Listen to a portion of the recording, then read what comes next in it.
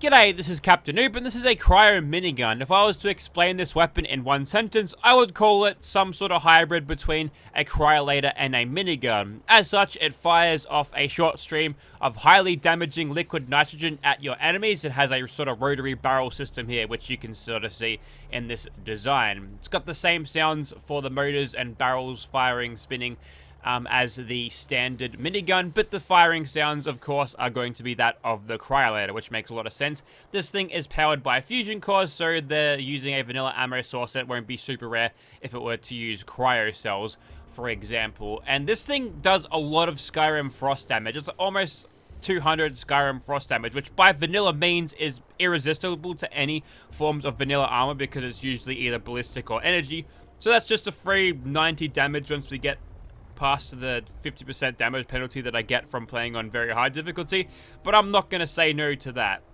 And another thing, this thing looks like some sort of crazy exhaust manifold that you'd see on maybe some sort of Mazda RX-8 setup, or maybe I've straight piped to the SS wagon and I've put that out the back to make the drive by the cop shop really loud. You can't ticket what you can't catch, pig. Anyways, so there's a little bit of customization here. It follows what the minigun in the vanilla game does pretty much to a T, except the standard barrel is referred to as a middle trunk. Now, I should preface this by saying that the mod author here is Ukrainian, so some of the stuff might get lost in translation, but the accelerated barrels and the tri-barrels seem to be pretty good, and it follows basically what you get out of a minigun, of course. So the accelerated barrels, extra damage, but reduced range and extra fire rate as well. Considering that we're only going to be firing short streams of cryo, this is a pretty good choice. And you've also got the barrels, which will increase your damage even further, reduce your rate of fire, so overall DPS might be a little bit lower, but the range is increased a little bit. Not that we'll get to utilize most of this range using the liquid nitrogen that spits out of the barrel, so I'm thinking the best course of action here is just to grab the accelerated barrels and leave it at that, which slightly shortens them, makes them a little bit fatter. We'll throw that on, and there's no muzzles, and you can chuck on a gunner sight, which doesn't do anything except increase your accuracy in Vats. Whether that is supposed to actually attach this reflex sight at the top, which for a flamethrower type weapon is kind of overkill, but it's a cool option, I guess. I don't know why it's there when standard sights are equipped. Maybe an oversight, but there we go. That's pretty simple on the customization. Legendary effect is there if you need it. There's also this slot added by the Creation Club items, which are not compatible with this weapon, unfortunately. If I had to give you one guess as to where to find the Cryo Minigun, if you didn't say Vault 111, I'd be disappointed. So here we are in Vault 111. Do I have to give you a map reference? If I do, you've never played Fallout 4. You'll find it right next to the cryolator, but this one's not locked in a case, so you just pick that one up, and there it is. That's where you find this weapon. We've got two of them now because I use console commands because I'm a dirty cheater. Righto, so here we are outside of the good old-fashioned immersive Gunners Plaza, and here is our exhaust manifold slash cryo minigun in first person. And when you fire it, it looks like this. And this thing has the audacity to have this much recoil. I'm just gonna let it go. And that's the top of the screen there. So, we're going to be wrestling a little bit with this weapon, but that's okay. We wouldn't want to make things too easy now, would we? A quick look in third person. Yep, there it is. Looks pretty cool. The barrels actually do rotate as you go along, and I feel like the recoil is just a little bit worse in third person. Perhaps more exaggerated, but that's just something we'll have to sort of deal with and manage as we go along. But I'm just going to charge in, and we'll see how we go. If I get into nerd rage and end up having a long burst of cryo energy, then that's fine, but okay. Okay. Alright. No, we're fine. We're A-okay. This is, well, we'll be okay. It's fine. I could just devote all of my brain time to, ice-related puns, but I think that's already played out already. There was already a bunch of comments that would refer to these sorts of things on the Nexus anyway in the comments section, but yeah, we don't really have that much of a problem here. There's a lot of damage being thrown out by this weapon, and which is great, but there's no real challenge here. Although we've got half of our health down, so we've got to be a little bit careful, I suppose. I guess we'll not toast this. We'll put that mantis in the freezer, and we'll get back to that turret real quick. We've got to circle around here. Now, I wonder if this thing could be used as a stealth weapon.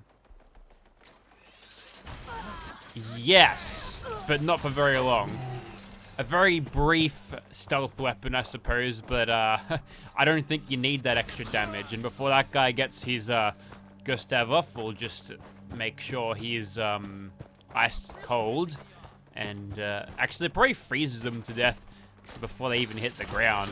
It's interesting because compared to something like the Cryo, which is sort of as a medium power weapon, I wouldn't call it endgame weapon. This is like proper full endgame potential here. Look, I'm just gonna say it. It's overpowered. There, I said it. It is what it is. And I think for a door breach, this would be a pretty good weapon. Just turn the big hose on as soon as the barrels get going. Yeah, they've got not a single snowflake's chance in hell, and there I go again. Really going for bottom of the barrel humor today, aren't we? Don't you shoot that Gauss rifle at me. I think we're seeing a tiny little bit of damage outside of this thing's range. Maybe I'm just not hitting headshots all the time. That turret is full autoing at something.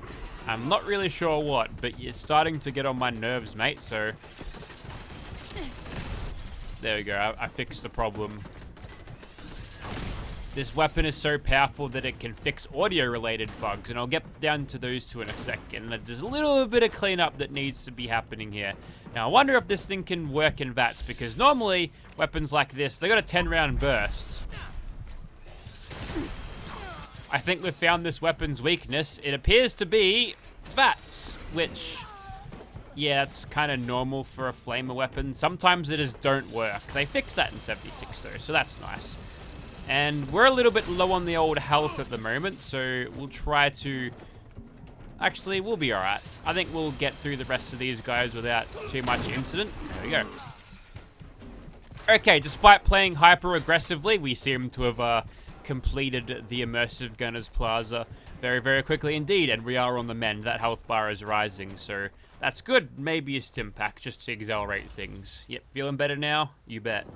Okay, let's try this weapon against Swan. Particularly bad idea against a thing that is going to deal damage to me at close range. But we haven't lost any health thanks to that suicider not blowing himself up, which is nice. Wiring caution, but whilst Swan is over there attacking other things, never mind, he's going for me. I really thought that he'd want to go for... I don't know, the Rust Devils instead of me. And we'll just do a cheeky stagger cancel whenever he hits us like that. That's a nerd rage. Spin up those barrels quickly. We might be able to get him. Okay, we had to take a lot of damage in order to accomplish that. We might actually lose out on the remaining health against these Rust Devils, but we'll charge in, see what we can do. Maybe I spoke a little bit too soon. These Rust Devils ain't shit, man. Get out of here. Alright. That worked well. Also, I'm noticing there's a bit of barrel glow with this thing. The barrels are heating up whilst firing liquid nitrogen. That's probably an oversight, but I don't think that should be happening. You know, in retrospect, I probably should have waited until Winter's turn to use this weapon for, you know, more ice puns, but this is fine, it's okay. So, we're gonna channel some Fallout 76 energy and do the Stealth Flamer approach to a Wendigo, and we can do a pretty good job. If we can keep him staggered, he's going to be completely stun-locked throughout that fight and dies very, very quickly indeed. So, yeah, that worked out pretty well. I like how you can sort of sidestep dives if your movement speed is fast enough.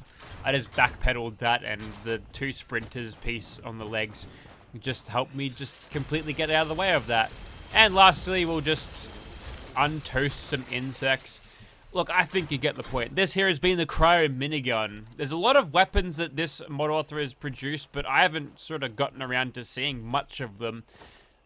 Honestly, you could do with a little bit more of an eye-catching sort of photo of the weapons for the mods, but maybe I should take a little bit more of a look. And as far as I'm aware, at least on the Nexus page, there is no Xbox versions of weapons. But I'll have a look if there is one. I'm going to put it in the description. I hope there is, because this is a cool weapon, and I hope all players could experience this. Unless you're on PS4, then you should out of luck. Anyways, check out the Cryo Minigun if you found this weapon to be intriguing, or if you just want something really strong to use. Maybe you can give it to Winter, the Winter Companion mod. She'll probably like it.